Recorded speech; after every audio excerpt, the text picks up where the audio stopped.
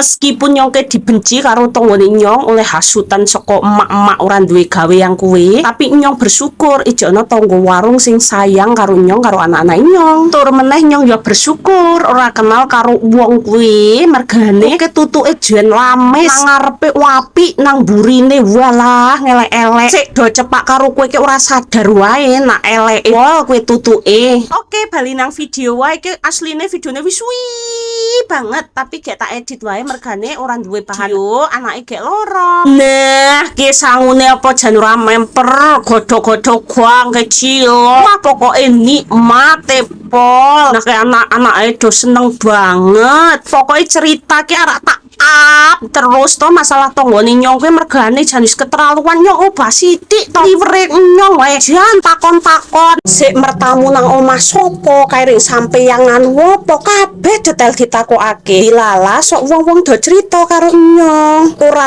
lanang ora wedoke padha berkali-kali sing mengisukan omahe didol ya lanang wedoke kuwi madal berpendidikan jam nyong nang kandhane bukan berarti wedi ya selama iki nyong nang kandhane wegah padu karo wong sing ora duwe akhlak madhal nyongke ya wis meneng to wong ora tau kepethuk nang kandangan tapi dhewe kemaki tak sepilke wonge sesuk.